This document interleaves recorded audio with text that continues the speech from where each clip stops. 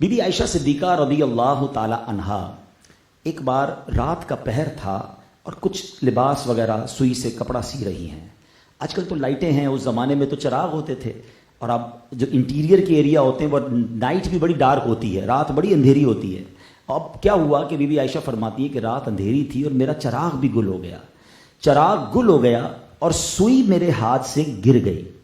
اب try to understand, اگر یہاں بھی سوئی گر جائے تو ڈھونڈنا آسان نہیں ہے اتنی روشنی میں، مگر اگر اندھیری رات ہو چراغ بھی گل ہو جائے تو سوئی ڈھونڈنا اٹس نیکسٹ ٹو امپاسبل.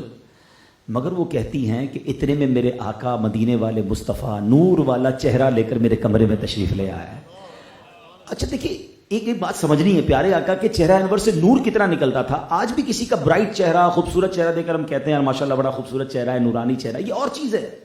نبی پاک کے چہرے سے لٹرلی نور کی کرنیں نکلا کرتی تھی، اور کتنی نور تھی کہ بی بی عائشہ صدیقہ فرماتی آقا کمرے میں آئے، اتنا اجالا ہوا کہ میں نے اپنی کھوئی ہوئی سوئی آقا کے نور کی روشنی میں تلاش کر لی.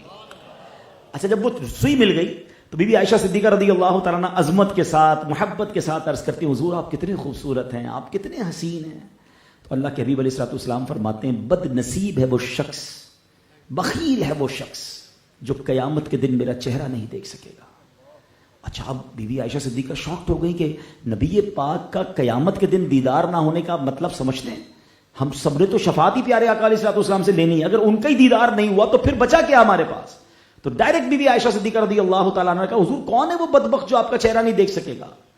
تو سنیے اللہ کے حبیب علیہ الصلوۃ والسلام فرماتے ہیں وہ شخص، جس حدیث کا مضمون ہے، جس کے سامنے میرا ذکر ہو اور مجھ پر درود نہ پڑھے وہ قیامت کے دن میرا دیدار نہیں کر سکے گا. ایک طرف فرمایا جو میرا نام سن کر درود نہ پڑھے وہ میرا دیدار نہیں کر سکے گا، اور دوسری طرف ایک اور پیاری حدیث یہ ہے کہ نبی پاک فرماتے ہیں جس کا مضمون ہے بے شک بروز قیامت میرے سب سے زیادہ نزدیک وہ ہوگا جس نے دنیا میں مجھ پر سب سے زیادہ درود پڑھے ہوں گے.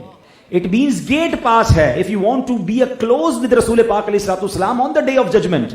قیامت کے دن اگر نبی پاک کا قرب چاہیے، 8 ارب تو اس وقت دنیا میں ہے نا، آن دا ڈے آف ججمنٹ تک پتہ نہیں 60 70 100 200 ارب لوگ ہوں اور سب چاہیں کہ ہم آقا کے پاس پہنچ جائیں، کتنا مشکل ہوگا.